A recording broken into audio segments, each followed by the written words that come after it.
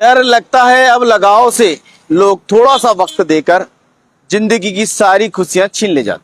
भारत के 28 राज्यों में उत्तराखंड के प्रमुख शहर हल्द्वानी इवनिंग न्यूज में आपका स्वागत है।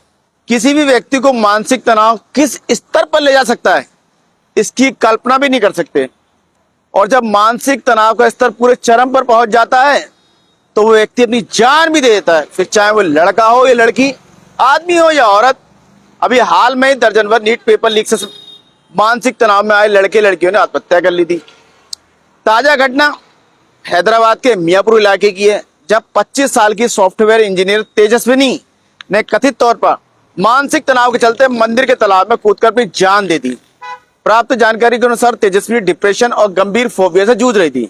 पुलिस ने सीसीटीवी में देखा कि वह नग्न अवस्था में पास के मंदिर में गई। उसके बाद उन्होंने देवी की अंबाबरू की मूर्ति उठाई और तालाब में छलांग लगा दी, क्योंकि पुलिस को उसकी बॉडी तालाब से ही मिली।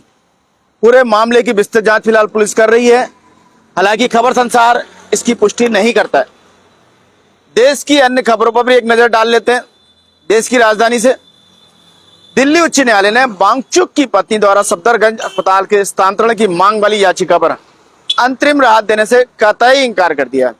अदालत ने केंद्र के इस रुख को स्वीकार किया कि उन्हें सफदरगंज अस्पताल में स्थानांतरित करना एक चिकित्सीय निर्णय था, न कि मनमाना निर्णय। जलवायु कार्यकर्ता सोनम वांगचुक की पत्नी गीतांजलि द्वारा दायर याचिका पर अंतरिम राहत देने से इंकार कर दिया गया, जिसमें उन्होंने सोनम वांगचुक को सफदरगंज अस्पताल से उनकी पसंद के किसी प्राइवेट अस्पताल में स्थानांतरित करने की मांग की थी। बात करें गुजरात की, अहमदाबाद में अवैध पटाखा कारखाने में हुए विस्फोट और आग में कम से कम 9 लोगों की मौत हो गई। एक पुलिस अधिकारी ने बताया कि अस्पताल में भर्ती कुछ लोगों की गंभीर हालात के कारण मरने वालों की संख्या और भी बढ़ सकती है। नीति आयोग के पहले निवेश अनुकूलता सूचकांक 2026 में गुजरात प्रमुख राज्यों में शीर्ष पर रहा। 17 प्रमुख राज्यों के आकलन में गुजरात ने 56.6 अंक प्राप्त किए, जबकि महाराष्ट्र ने 53.7, तमिलनाडु ने 53.3। एक अध्ययन में पाया गया कि तटीय शेर मुख्य रूप से जंगली शिकार पर निर्भर रहते हैं। अध्ययन में पाया गया कि शेरों के आहार का 64% हिस्सा जंगली शिकार से आता है और उनके द्वारा उपभोग किए गए कुल जीव द्रव्यमान का लगभग 70% हिस्सा जंगली शिकार से आता है, जबकि पालतू जानवरों का आहार में 31% और जीव द्रव्यमान 30% का योगदान रहता है। कर्नाटक से देखा जाए तो पुरातत्व विभाग विरासत संग्रह के डिजिटलाइजेशन के लिए सर्वेंट्स ऑफ नॉलेज के साथ सहयोग करता है। चावल संघ ने तमिलनाडु के मुख्यमंत्री से जीएसटी परिषद के समक्ष चावल पर छूट का मुद्दा उठाने को कहा है, क्योंकि कुछ ही हफ्तों में 97वीं जीएसटी परिषद की बैठक होने की संभावना बताई जा रही है। धान और चावल मिल मालिकों ने मुख्यमंत्री सी जोसेफ विजय के नेतृत्व वाली तमिलनाडु सरकार से आग्रह किया है कि वह आवश्यक वस्तु चावल पर वस्तु एवं सेवा कर छूट के मुद्दे को केंद्र और जीएसटी परिषद के समक्ष पुरजोर ढंग से उठाए। सरकारी नेफ्रो यूरोलॉजी संस्थान ने 17 दिनों में 10 किडनी प्रत्यारोपण किए, जो अब तक का सबसे अधिक मासिक आंकड़ा है। इधर बेंगलुरु मुंबई वंदे भारत स्लीपर ट्रेन को जल्द से शुरू करने की मांग बढ़ गई है, क्योंकि ट्रेनों की मंजूरी का इंतजार लोगों को कब से है। कलबुर्गी के कलाकार को राष्ट्रपति भवन के आर्टिस्ट इन रेजिडेंस कार्यक्रम में आमंत्रित किया गया। चर्चा करें केरलम की, उद्योग मंत्री पीके कुन्हालीकुट्टी का कहना है कि नई सरकार ने टाटा की 300 करोड़ की परियोजना को और आगे बढ़ाया है। महाराजा कॉलेज की शासी परिषद के सदस्यों ने नामांकन किया। राज्य सरकार ने अन्नाकुलम स्थित महाराजा कॉलेज की झांसी परिषद के सदस्यों को मनोनीत किया, जिसमें केरल उच्च न्यायालय के पूर्व न्यायाधीश पीएस गोपीनाथन को अध्यक्ष बनाया गया। स्वास्थ्य एवं परिवार कल्याण मंत्री यूटी खादर ने कहा कि बैनलॉक जिला अस्पताल का उपयोग नैदानिक अभ्यास के लिए करने वाले 19 निजी नर्सिंग कॉलेजों से नर्सें उपलब्ध कराने और अस्पतालों से नर्सों की कमी को पूरा करने के लिए कहा जाएगा। उपचुनाव से पहले 38 स्थानीय निकाय वार्डों को मतदाता सूचियों को अपडेट किया जाएगा। राज्य चुनाव आयोग के एन शेषाद्रीनाथन ने कहा कि मतदाता को मसौदा सूची 21 जुलाई को और अंतिम सूची 19 अगस्त को प्रकाशित की जाएगी। बात करें तमिलनाडु से, विजय के अनुसार तमिलनाडु सरकार 18 और 1 नवंबर दोनों दिन राज्य के इतिहास का जश्न मनाएगी। जब एआईडीएमके सत्ता में थी तब तत्कालीन मुख्यमंत्री एडप्पी के पलानीस्वामी ने घोषणा की थी 1 नवंबर को तमिलनाडु दिवस के रूप में मनाया जाएगा। हालांकि 2021 में डीएमके के सत्ता में आने के बाद इसे बदलकर 18 जुलाई कर दिया गया। तिरुचि नगर निगम ने सीवेज पंपिंग के लिए नई एजेंसी नियुक्त करेगा।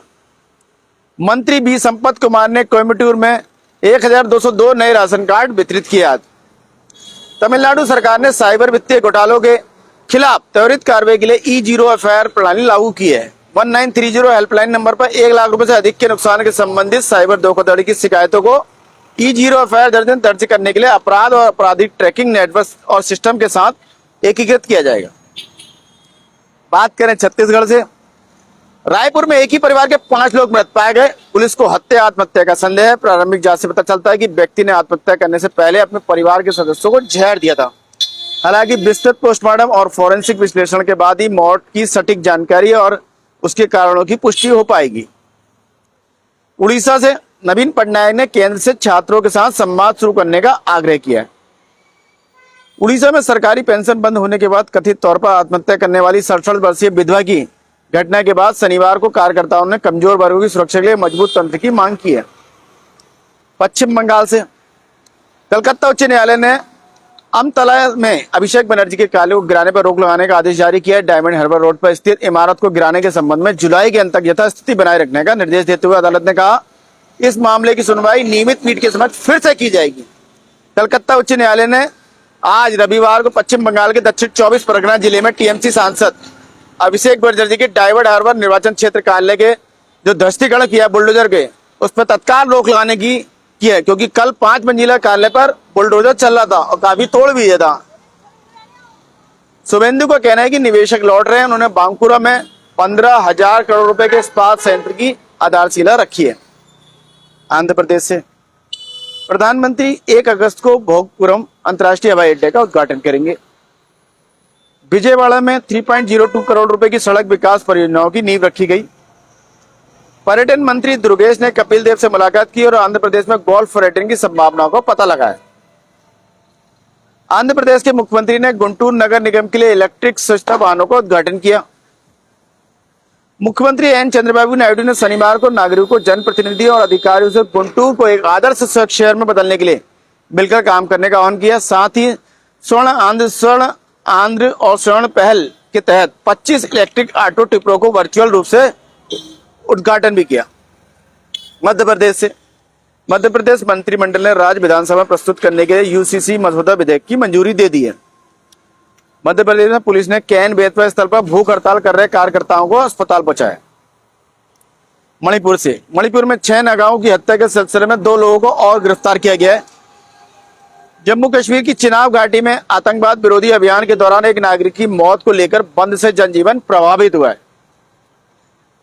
इधर लद्दाख में नेशनल काउंसिल ने लद्दाख के नेता अखून को निष्कासित कर दिया, क्योंकि उन्होंने कारगिल पहाड़ी परिषद के मुख्य आयुक्त पद से इस्तीफा देने से इनकार कर दिया। बात करें स्थानीय खबरों में तो कोतवाली ऋषिकेश सार्वजनिक स्थान पर मारपीट के शांति व्यवस्था के भंग में 5 व्यक्तियों को दून पुलिस ने किया गिरफ्तार। मामला पैतृक संपत्ति को लेकर दोनों पक्षों में विवाद था, जिसमें 2 महिलाओं सहित 5 व्यक्तियों के खिलाफ धारा 170 और 126, 135 बीएनएस में गिरफ्तार कर लिया गया। मसूरी के 2 अलग-अलग स्थानों पर कुछ व्यक्तियों के बीच विवाद होने पर दोनों ही पक्ष और अधिक उग्र होकर एक दूसरे के साथ मारपीट पर उतारू हो गए। मौके पर शांति व्यवस्था भंग होने की संभावना के मद्देनजर 7 लोगों को धारा 170 बीएनएस में गिरफ्तार किया गया। अवैध रूप से सट्टा खिलाने एवं सार्वजनिक स्थान पर जुआ खेलने वाले 5 अभियुक्तों को दून पुलिस ने किया गिरफ्तार। इनके पास से 18,000 से अधिक नकदी और अन्य सामग्री बरामद की गई। देर राति यामा RX से UK 046B 9703 पर सवार 2 युवक पुलिस को देकर वापस मुड़कर भाग ही रहे थे। पुलिस ने तत्काल घेराबंदी करी तो पता चला कि इनके पास से बैग में कुछ है। जी हाँ, बैग में जो है 1 किलोग्राम से अधिक की जो है अफीम तथा आकाश वर्मा के बैग से भी 1 किलोग्राम से ऊपर की अफीम पाई गई। तो इनको पकड़ा गया है पुलिस ने फिलहाल, अफीम भी बरामद की है। आशा है आपको खबरें अपडेट रख रही होंगी और चाय पर चर्चा के लिए मसाला प्रदान कर रही होंगी। अपने विचार और सुझाव साझा करें। कल फिर नए विषय के साथ आपके समक्ष उपस्थित होंगे। इसी के साथ मैं मनोज आर्य, खबर संसार के लिए जय हिंद।